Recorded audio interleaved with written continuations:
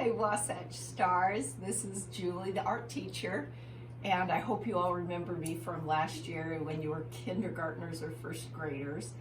And I hope you miss being in school the way I do, but we get to do this, and I get to make you videos, and it'll be a lot of fun, I promise. We're going to do all sorts of different art projects, and we're going to do a little bit of elements of art still. And I hope you remember a little bit. We went through them last year. One of the first ones is line. So we're going to start with line again, and we'll go through some different elements as we move along through the year.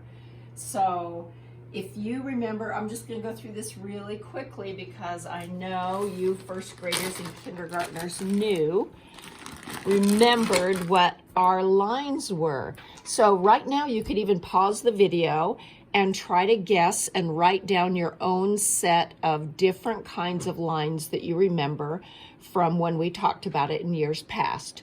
So pause the video and then you can test yourself when you turn it back on. Okay, so if you just turned it back on, we're going to go through a few different types of lines. One of the most basic, and I'm just using a crayon because it's fun, is a straight line. And next to a straight line, we'll have a loop-de-loop line. And maybe we have a curvy line. And a zigzaggy line. You've probably all thought of all of those, I'm sure. How about this one? Do you remember that? Is that a line? Yes, it is. It's a very, very short line. Looks like a dot, but many dots put together make kind of a direction out of it, and it's a very short line. Same with these broken line. It's just very short lines, and when you put them together, it kind of tells you where you're going with it. There's also just kind of random, you know, it doesn't have to be any specific pattern. Sometimes lines are just kind of random loops and they wander around. That's really cool too. So along with shapes of lines, these are all kind of different shapes of lines that you can make. If you remember, we talk about quality of line. So some of the qualities of line are light, and if I press really hard on my crayon, it's dark. And then you can also do a thin line, and different from a thin line is a thick line. You can give line texture by making it look, you know, fuzzy or hairy or crazy. So those are kind of textural things, the quality of the line. So not just what shape they are and where it wanders, but really how it looks, dark, light, thin, thick. And the more variation of those lines you put into every drawing that you do, the more interesting the drawings are. So that's your remember what line is, and I'll post that as kind of a, or something like that to remind you of lines. And we're gonna go on to do something kind of fun. I did this with the kindergartners, but we're gonna step it up for the first and second graders. But we're gonna get a piece of paper and some crayons. We're just kind of gonna work in a circle, and you're gonna think about all those different lines that we used and go from one to another. It doesn't matter what order that you put them in.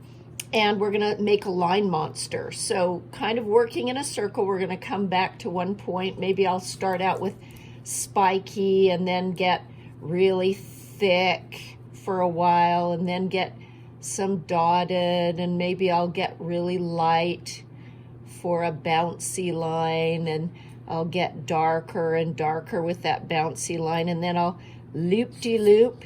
And I can go back in and get really thick on some places and thin on others. And I can even put a little darkness just at the top of some of those. Then I can get textural and make kind of a fuzzy line and a random line. And gosh, let's see, what else should I put in there that I haven't? Maybe just another loop-de-loop. And onto the spike with another broken just a few broken lines to close the gap. So once I've closed that gap, and I kind of think that's kind of too light, I was going to go back in there, and you can kind of decide what you're going to do. You can also change colors because you guys are so advanced. Every time you change a pattern, you can change the color of your crayon. That's another step that you guys can take.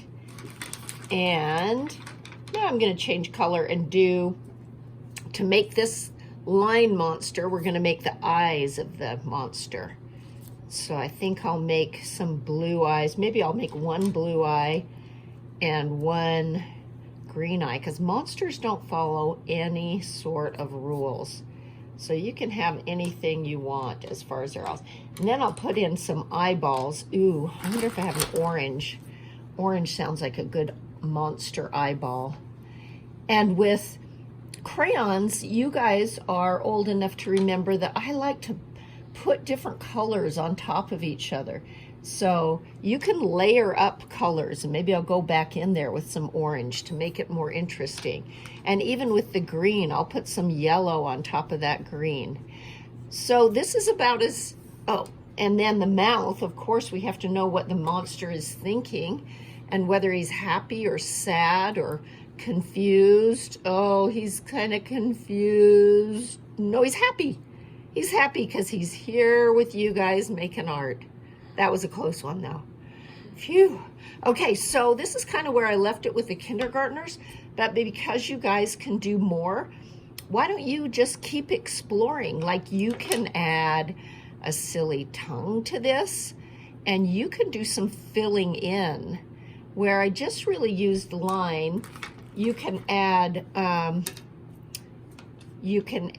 even some crazy, oh, that's not a very good one. Change my mind on some of my crayons are not the best, but you can add arms or antenna to monsters. What else do your monsters might have? Legs, or they might have wheels.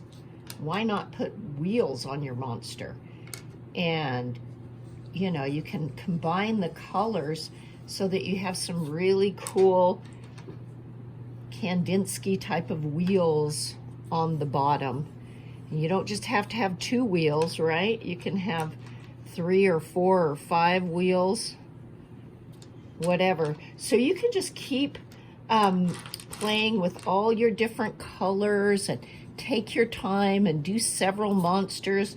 I think I sent home with you packages of several different crayons, and hopefully you have a lot of paper, or you can get some, and you can use the front and the back and the sides, and oh, you can fill in with crazy colors.